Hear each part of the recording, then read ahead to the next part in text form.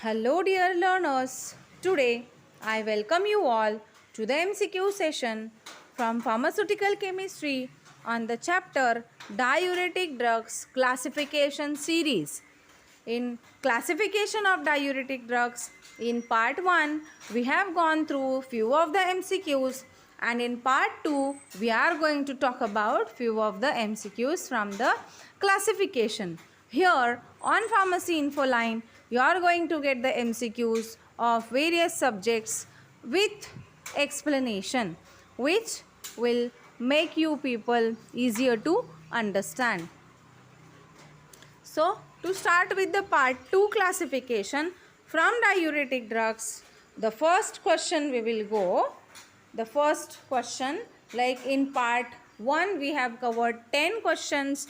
So, now in part 2 we are starting from the 11th question, that dash amongst the given is a moderately potent diuretic. Now, moderately potent diuretic, which are also known by the name thiazide diuretic or thiazide like diuretics. So, which amongst the given is a moderately potent diuretic? Whether it is furosemide, whether it is ethacrylic acid, whether it is torsemide or chlorothiazide. We will go for the explanation. Till that, all you can put your answers in the comment section. So, to start with the explanation, the diuretic drugs which are subclassified into, you can refer for the part 1 for the detailed explanation. You can refer to the video which is trick to remember the classification of diuretic drugs, and then you can easily come to know the answers if you will go through them first. So, this is the further subclassification wherein we will go for the class of interest, which is nothing but moderately potent diuretics, which is thiazide or thiazide related diuretics. So, it is hydrochlorothiazide, okay, then chlorothiazide, benzothiazide, etc. So, the correct answer is, it is chlorothiazide. Moderately potent diuretic includes chlorothiazide, whereas furosemide, ethacrylic acid, torsemide all are very potent diuretic, which you can see here. High efficacy or loop diuretic, it is furosemide, torsemide, okay, and the ethacrylic acid is the historical drug now. Next question is, dash amongst the given belongs to moderately potent diuretic. Moderately potent diuretic से कौन सा drug belong करता है? Whether it is क्लोरोथायाजाइड, हाइड्रोक्लोरोथायाजाइड, बेंजोथायाजाइड और all of them. Now, if you will see, the earlier question was also the same. Yes, it was the same, but the options are different. Moderately potent diuretic उसमें से कौन सा था and इसमें से कौन सा है? So, if you all know, like the explanation which we have seen earlier, you can put your answer first in the comment box, then we will go for the explanation. Since explanation says moderately potent diuretics are also known as thiazide diuretic, and the options are, it is chlorothiazide, hydrochlorothiazide, benzothiazide, which all are thiazides.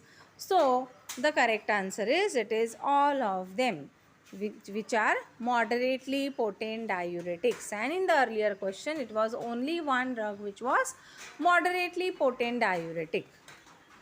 Next question is, weak diuretics include dash. Now, what are the classes of weak diuretics? In part 1, if you would have gone through, you might have came to know the explanation of these, and it is very easy for you people to judge your answer now. Whether the weak diuretics include osmotic diuretic, carbonic anhydrase inhibitors, xanthines, or all of them. So, you can put your answer in the comment box. It is very easy now for you people to judge the answer. We will go for the explanation. Classification of diuretics. Weak diuretics specially includes the classes such as osmotic diuretics, then non-electrolytes, then acidifying salts. It also includes xanthine derivatives as well as carbonic anhydrase inhibitors. Okay. So the correct answer is it is all of them. Weak diuretics have the classes, that is osmotic diuretics, non-electrolytes, carbonic anhydrase inhibitors, all the classes. Okay, so the correct answer is it is all of them. Next question is, lithium salts are used in dash. Whether they are used in mania, whether they are used to produce diuresis, whether they are used in cardiac and chronically ill patients, और all of them. अभी lithium salts जो ADH class में आते हैं, okay,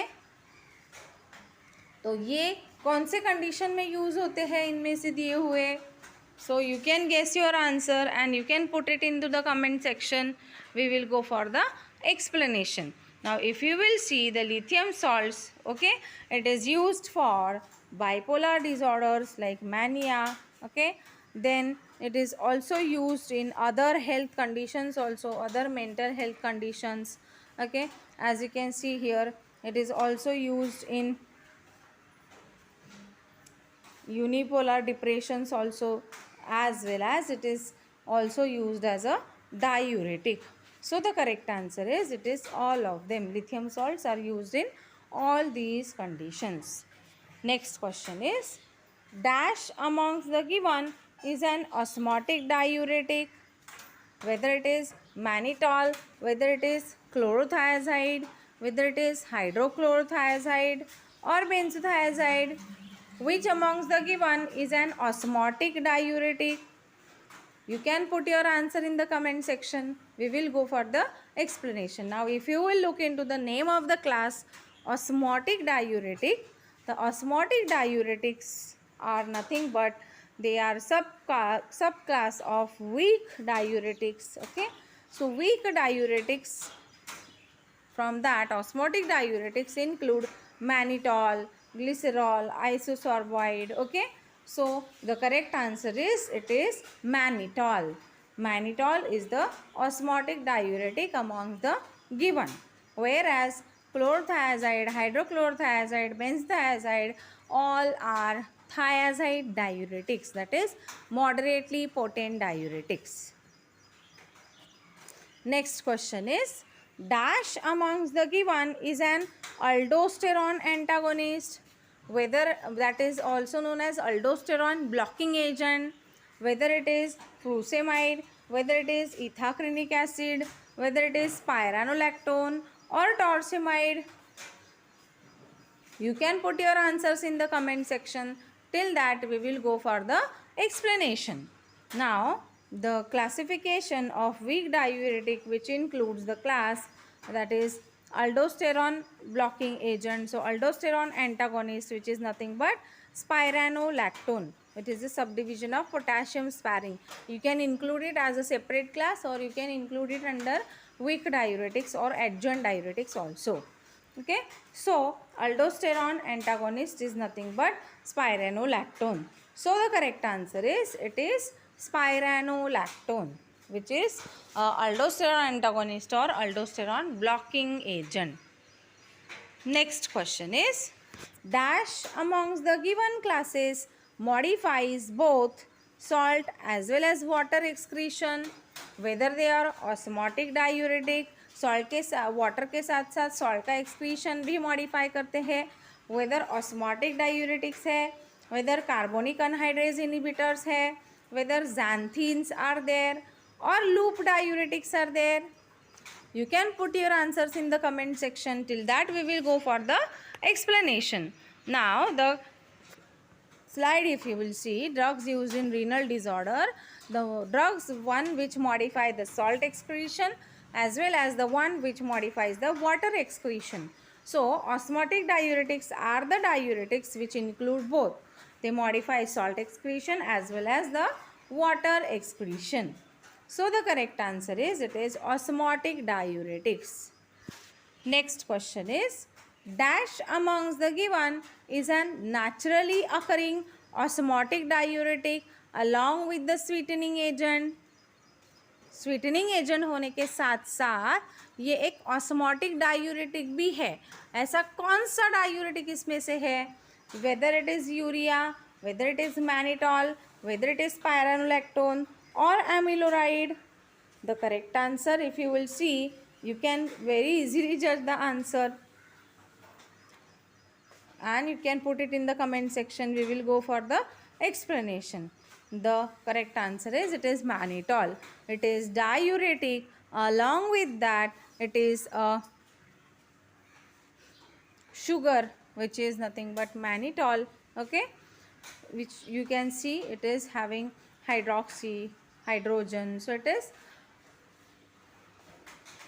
mannitol. The correct answer is, it is mannitol, which is not only a diuretic or also a carbohydrate, which is a sweetener.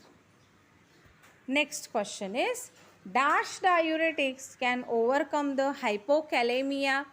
Which diuretic amongst the given can overcome the side effect of diuretics, that is hypokalemia, whether it is urea, mannitol, spironolactone or amiloride? You can put your answers in the comment section. Till that we will go for the explanation. Now the major side effect, that is hypokalemia, that is low levels of potassium. If you will see, the diuretic, which diuretic can overcome, we have seen this explanation in part 1 also. The correct answer, we will go for the explanation, the spironolactone, which is nothing but it antagonizes the potassium loss, okay, so it can overcome the potassium loss, that is hypokalemia. So the correct answer is, it is spironolactone, which is a potassium sparing diuretic. So it can overcome hypokalemia.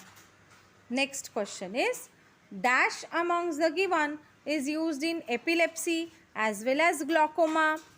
Epilepsy के साथ साथ glaucoma में भी use किया जाता है, ऐसा कौन सा डायूरेटिक इसमें से है? Whether it is urea, mannitol, acetazolamide or amiloride? You all can put your answers in the comment section. We will go for the explanation. Acetazolamide, if you will see, which is not only used as a diuretic, but it is also used in glaucoma, epilepsy, okay.